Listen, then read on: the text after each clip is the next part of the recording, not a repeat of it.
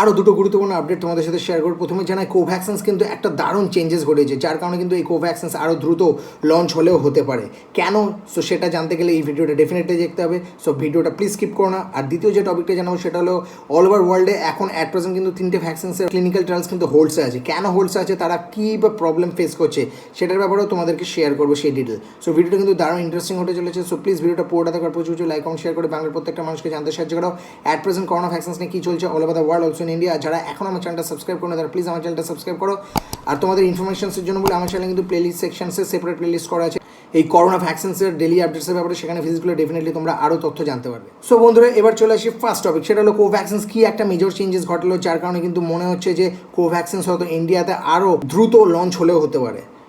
So বন্ধুরা, কোভ্যাক্সিন কিন্তু তাদের ফেস টু ট্রায়ালস চালু করার সময় তারা প্রপোজাল দিয়েছিল যে তারা টোটাল 750 পার্টিসিপেন্টসের ওপরে তাদের ফেস টু ট্রায়ালস করবে, বাট অ্যাট প্রেজেন্ট তারা সেই প্রপোজালের নাম্বারসটা চেঞ্জ করে টোটাল করেছে 380 পার্টিসিপেন্টস। এটা কেন করলো? কারণ তাদের তরফ থেকে মেনশন করেছে যে তারা এটা করেছে কারণ দ্রুত যাতে তারা ফেস টু ট্রায়ালস চালু করতে পারে। কারণ as per Indian vaccines act 2019 অনুযায়ী কিন্তু কোনো রকম ভ্যাকসিনসের ক্লিনিক্যাল ট্রায়ালস প্রপোজাল দেওয়ার সময় যেটা মেনশন থাকে, তারপর ডিউরিং ক্লিনিক্যাল ট্রায়ালসের সময় যদি কোনো চেঞ্জেস করতে হয় সেক্ষেত্রে কিন্তু সেই কোম্পানিকে সেই অ্যাপ্লিকেশনটা রিসাবমিট করতে হবে অ্যাজ পার তাদের রিকোয়ারমেন্ট অনুযায়ী চেঞ্জেস করে। সেই হিসেবে কিন্তু কোভ্যাক্সিনসের তরফ থেকেও রিসাবমিট করা হয়েছে।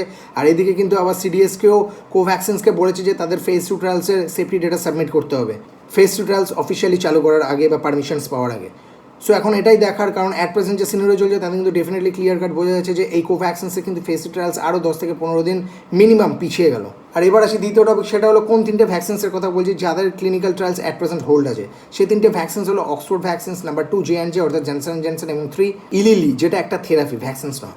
সো প্রথমে বলি অক্সফোর্ড ভ্যাকসিনসের কথা। অক্সফোর্ড ভ্যাকসিনসের ট্রায়ালস আমরা সবাই জানি যে কিছুদিনের জন্য মাঝে বন্ধ হয়ে গেছিলো একটা আনএক্সপেক্টেড সিমটমসের জন্য, বাট তারপরে কিন্তু অফিসিয়ালি তারা রিজিউম করে। বাট অনলি ইউএসএতে কিন্তু অ্যাট প্রেজেন্ট স্টিল হোল্ড আছে, কারণ ইউএস এফডিএর তরফ থেকে একটা ডেটা ডিমান্ড করা আছে যেটা কিন্তু এখনও অবধি সাবমিট করা নেই। সেই জন্য কিন্তু ইউএসএতে এখনও অবধি এই অক্সফোর্ড ভ্যাকসিনসের ক্লিনিক্যাল ট্রায়ালস হোল্ড আছে। এবার জানেন জনসন জনসন, কিছুদিন আগে আমি আমার ভিডিওতে বলেছিলাম যে জনসন জনসন অর্থাৎ জে ভ্যাকসিনসে কিন্তু ক্লিনিক্যাল ট্রায়ালস আনএক্সপেক্টেড সিমটমসের জন্য হোল্ড করে দেওয়া হয়। জের তরফ থেকে জানানো হয়েছে যে এটা একটা স্টাডি পজ, অর্থাৎ কোনো রকম রেগুলেটরি বোর্ডের তরফ থেকে তাদেরকে কোনো রকম ইন্টিমেট করা হয়নি যে তাদের ক্লিনিক্যাল ট্রায়ালসটা হোল্ড করার জন্য। তারা স্টাডি পারপাস এটা একটা হোল্ড করেছে টেম্পোরারি বেসিস। সো ডেফিনেটলি এটা একটা খুবই ভালো খবর এবং খুব শীঘ্রই হয়তো তারা তাদের ট্রায়ালসটা আবার রিজিউম করবে।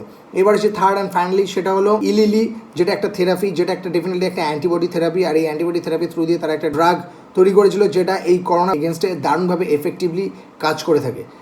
আর ঠিক এটার সাথে কম্পেয়ার করলে বলা যেতে পারে আমাদের দেশে যেমন আছে অ্যান্টিসেপ্টিক ট্রিটমেন্ট। সো তোমরা আমার যারা ভিডিও দেখো তারা ডেফিনেটলি জানো যে এই অ্যান্টিসেপ্টিক ট্রিটমেন্টটা কী। সো সেটা ডিটেলসে যাচ্ছি না।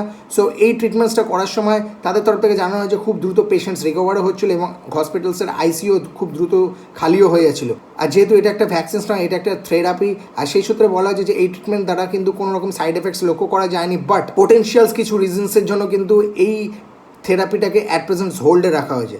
সো আশা করি তোমাদেরকে এই গুরুত্বপূর্ণ তথ্যগুলো শেয়ার করে বোঝাতে পারলাম যে অল ওভার ওয়ার্ল্ডে অ্যাট প্রেজেন্ট কোন কোন ভ্যাকসিনসের ট্রায়ালস হোল্ডে আছে এবং কোভ্যাক্সিনস কী ইম্পর্টেন্ট জিনিস চেঞ্জ করেছে। আর যেহেতু তোমাদের সাথে আমি সমস্ত রকম ভ্যাকসিনসের ডেলি আপডেটস শেয়ার করে থাকি, সেই সূত্রে কিন্তু যেহেতু আমি আমার ভিডিওতে কিছুদিন আগে জানিয়েছিলাম যে কোভ্যাক্সিনসের phase two trials officially scheduled আছে 15 অক্টোবর 2020, বাট আনফর্চুনেটলি সেটা পসিবল নয়। সেই ডিটেলসটাও তোমাদের সাথে শেয়ার করলাম এবং আমি মনে করি যেহেতু তোমাদের সাথে সমস্ত রকম ডিটেলস শেয়ার করি, সেই সূত্রে কেন ডিলে হচ্ছে সেই কারণটাও তোমাদের অবভিয়াসলি জানা উচিত।